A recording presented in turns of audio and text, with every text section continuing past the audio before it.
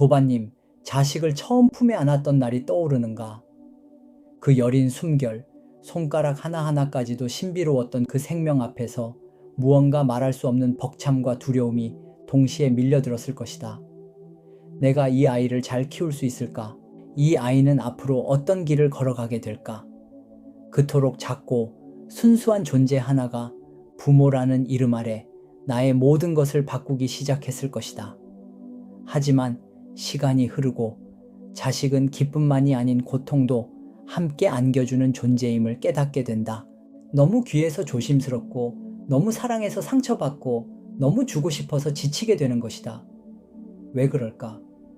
분명 사랑인데, 내 자식인데, 그런데 왜 그토록 마음이 흔들리고 무너지기도 하는 걸까? 이 물음 앞에 선 도반님께 불교의 인연법과 사주명리의 통찰을 빌려 한 줄기 답을 건네고자 한다. 불교에서는 자식을 두고 이렇게 말한다. 자식은 전생의 은인이다. 이 한마디는 그저 감동적인 말이 아니라 영혼의 과거와 현재를 꿰뚫는 깊은 가르침이다. 우리는 살아가며 많은 사람을 만난다. 하지만 부모와 자식으로 만나는 인연은 가장 깊고 가장 무거운 업의 결실이라 할 수 있다. 부처님께서는 말씀하셨다. 모든 것은 인연으로부터 비롯되며 인연은 업에서 비롯된다. 그러니 지금 곁에 있는 자식은 현생의 우연이 아니라 전생에서 이미 정해진 영혼의 부름으로 온 존재다. 어떤 자식은 전생에 내게 큰 은혜를 베풀었고 어떤 자식은 내가 깊은 빚을 지고도 갚지 못한 대상이었으며 또 어떤 자식은 원한의 매듭을 다시 풀기 위해 현생의 자식으로 돌아온 이일 수 있다. 그렇기에 어떤 자식에게는 아무리 베풀어도 아깝지 않은 마음이 들고 또 어떤 자식은 이유 없이 나를 괴롭히고 속을 썩이는 것처럼 보이기도 하는 것이다. 풍수와 사주 명리에서는 사람이 태어나는 시간, 방향, 혈통, 환경 모두가 하늘이 정한 흐름 속에서 결정된다고 본다. 이른바 청이라는 흐름이 그 사람의 운명과 성품, 그리고 부모와의 관계까지도 끌어당기는 것이다. 사주의 팔자를 들여다보면 부모궁과 자식궁의 흐름이 서로 어떤 업을 담고 있는지 짐작할 수 있다. 복을 지고 온 자식이 있는가 하면 시험처럼 찾아온 자식도 있다. 그런 자식이 나에게 왔다는 것은 도반님이 그 인연을 받아들일 그릇을 갖추었기에 가능한 일이다. 이는 곧 도반님께 영적으로 깊은 수행의 기회가 주어진 것이라 볼 수 있다. 자식은 단지 키워야 할 대상이 아니다. 자식은 부모의 내면을 들여다보게 하는 가장 깊은 거울이며 이 생에서 업을 소멸시키고 자비심을 기르는 살아있는 법문이라 할 수 있다. 도반님, 자식 때문에 밤잠을 설쳤던 적은 없었는가? 기대했던 만큼 실망했고 믿었던 만큼 상처받았으며 언제는 기쁨이었고 또 언제는 눈물의 원인이기도 했다. 하지만 그 모든 마음의 움직임은 결국 도반님이 사랑할 수 있는 사람이라는 증거이며 그만큼 영혼의 깊이가 있다는 방증이다. 이제 그 모든 감정을 전생에 받은 은혜를 지금 이 아이를 통해 갚고 있구나. 이렇게 받아들일 수 있다면 마음은 조금씩 평화로워지기 시작할 것이다. 도반님, 나는 자식에게 해준 것밖에 없는데 왜 이 아이는 나를 이렇게 힘들게 할까? 이런 질문, 마음속 깊은 곳에서 한 번쯤 떠올려 보셨을 것이다. 아프게 하고 속을 썩이고 기대만큼 따라주지 않는 자식 앞에서 도반님의 마음은 수없이 흔들렸을 것이다. 그럴 때마다 내가 뭘 잘못했을까 하고 자책하거나 이 아이는 왜 이럴까 하고 원망의 마음이 들기도 했을 것이다. 그러나 불교의 가르침은 말한다. 그 모든 고통에는 이유가 있으며 그 이유는 인연과 업보라는 이름으로 이미 새겨져 있다는 것이다. 불교에서는 이렇게 본다. 어떤 자식은 전생의 부모에게 큰 은혜를 베푼 은인이고 어떤 자식은 부모가 전생의 빚을 지고도 갚지 못한 채권자이며 또 어떤 자식은 깊은 원한을 안고 다시 돌아온 업의 그림자일 수 있다고 말이다. 이러한 관점을 사주 명리로 풀어보면 더 분명해진다. 사주에서 부모와 자식의 인연은 팔자의 격국과 운세 흐름 속에 드러나 있다. 예를 들면 어느 자식은 부모궁에 비견으로 들어온다. 이 경우 형제같이 붙어 다니며 기쁨을 주는 자식이 된다. 어느 자식은 편관으로 들어오는데 이 경우 부모에게 끊임없는 시험과 인내를 요구하는 자식이 된다. 고집이 세거나 뜻대로 되지 않는 경우가 많다. 또 다른 자식은 겁재나 상관으로 들어오는 경우도 있는데 이때는 부모에게 도전하고 반항하며 심지어는 마음에 상처를 주는 말과 행동으로 부모의 업장을 자극한다. 도반님, 이 모든 흐름은 우연이 아니다. 영혼의 약속이며 전생에서 감당하지 못한 빚의 회환일 수 있다. 어떤 도반님은 이렇게 말하셨다. 나는 이 아이 때문에 내 인생이 다 무너졌습니다. 어릴 땐 약하고 여려서 온 힘을 다해 키웠건만 크고 나니 내 마음을 짓밟는 말을 아무렇지 않게 합니다. 이처럼 가장 사랑했던 자식에게 가장 큰 상처를 받는 일이 실제로 많다. 그럴 때 도반님의 마음은 정말이지 쓸쓸하고 참담할 수밖에 없다.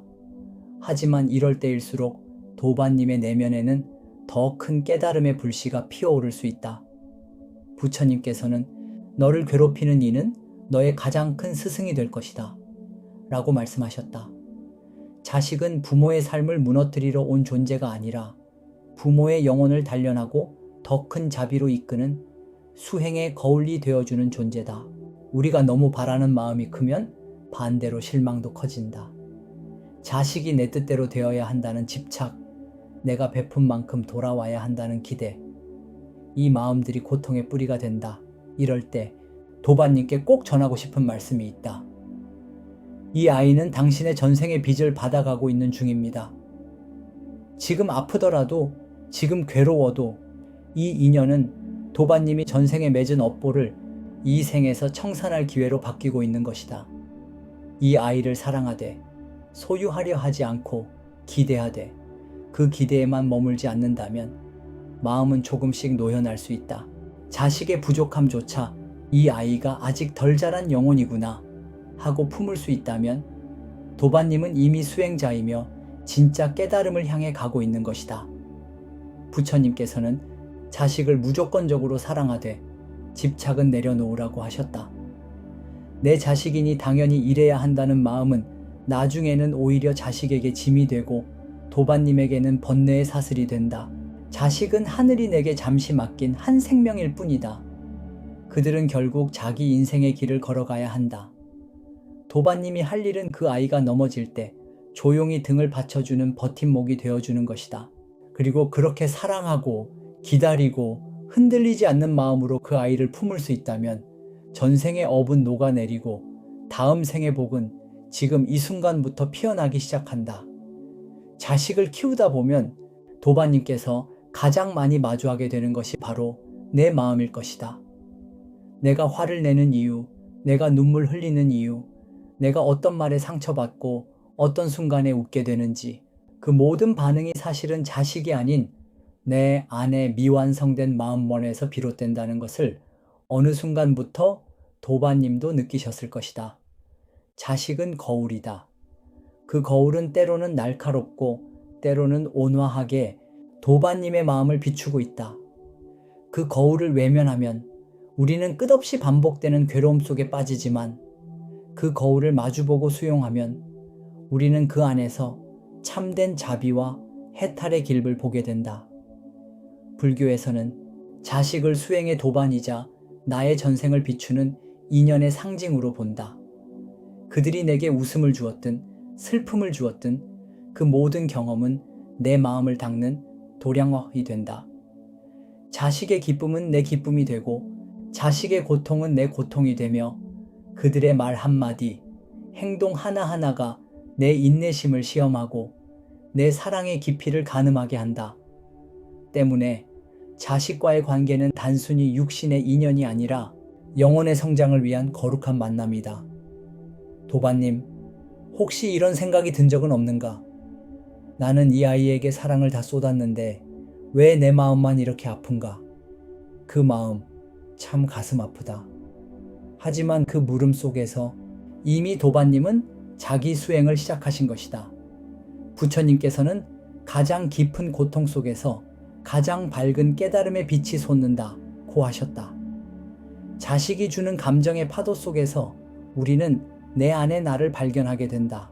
사랑한다는 이유로 집착이 생기고 기대가 커질수록 실망도 함께 커진다는 사실을 그들을 통해 우리는 배우게 된다. 그리고 그 배움이야말로 어쩌면 이 생에 우리가 가장 먼저 깨달아야 할 진리인지도 모른다. 사주명리에서도 자식은 단순한 존재가 아니다. 그 자식의 사주를 통해 도반님의 사주에 숨어있던 흐름이 드러나기도 한다. 특히 자식궁에 나타나는 식상은 도반님의 삶에 어떤 영향을 주는지를 알려주는 매우 중요한 단서가 된다. 예를 들어 자식이 강한 상관으로 들어온다면 부모는 끊임없는 반발과 충돌 속에서 자기 마음을 내려놓는 연습을 하게 된다.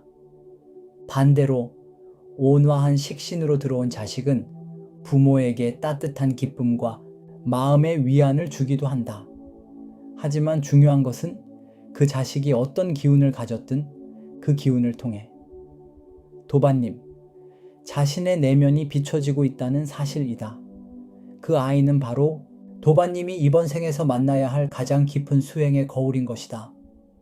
도반님, 마음속에 있는 이야기를 다 말하지 못하고 꾹꾹 눌러 담은 날도 많으셨을 것이다. 나는 이 아이를 정말 사랑한다. 그런데 이 사랑이 왜 이렇게 외로운 걸까? 그 마음 충분히 이해한다. 사랑은 주는 것 자체로 아름답지만 받아주지 않을 때 그 사랑은 고통으로 바뀌기도 한다. 하지만 그 사랑이 부처님 말씀처럼 집착이 아닌 자비로 바뀌는 순간 그 고통은 도반님의 내면을 깨우는 빛나는 등불이 된다. 부처님은 세상의 모든 인연이 잠시 머물다 떠나는 인연이라 말씀하셨다. 자식 또한 예외가 아니다. 이 아이는 이번 생에 도반님의 자식으로 왔지만 다음 생에는 다른 인연으로 다시 마주할 수도 있다. 그렇기에 자식에게 너무 많은 바람을 걸기보다는 그들의 삶을 존중하고 그들이 걸어가는 길을 조용히 응원해주는 것이 진정한 사랑이다. 도반님, 이제는 자식을 통해 무엇을 기대하기보다 그들을 통해 내 마음을 다스리고 내 영혼을 닦아가는 수행의 길로 걸어가야 할 때다. 자식은 내 업을 풀어주는 은인이며 내 자비심을 키워주는 스승이며 내 사랑의 그릇을 넓혀주는 거울이다. 그들을 향한 마음이 내 안에서 평화로 피어날 때 그 사랑은 다음 생까지 이어지는 복의 씨앗이 된다. 자식을 낳고 기른다는 건 이 세상 가장 위대한 수행 중 하나다. 그 사랑 안에 담긴 눈물, 그 희생 속에 숨겨진 외로움, 그 모든 감정이 도반님의 영혼을 맑게 씻어내고 있다. 그러니 잊지 말아야 한다. 이 아이는 단지 내 자식이 아니라 내 전생의 은인이며 지금 이 생에서 나를 깨우는 스승이었다. 자식을 바라보는 도반님의 눈이 지금 이 순간 조금 더 따뜻해졌기를 바란다. 그리고 그 따뜻함이 도반님 자신에게도 온전히 되돌아가기를 진심으로 기도드린다. 나무 아미타불 관세음보살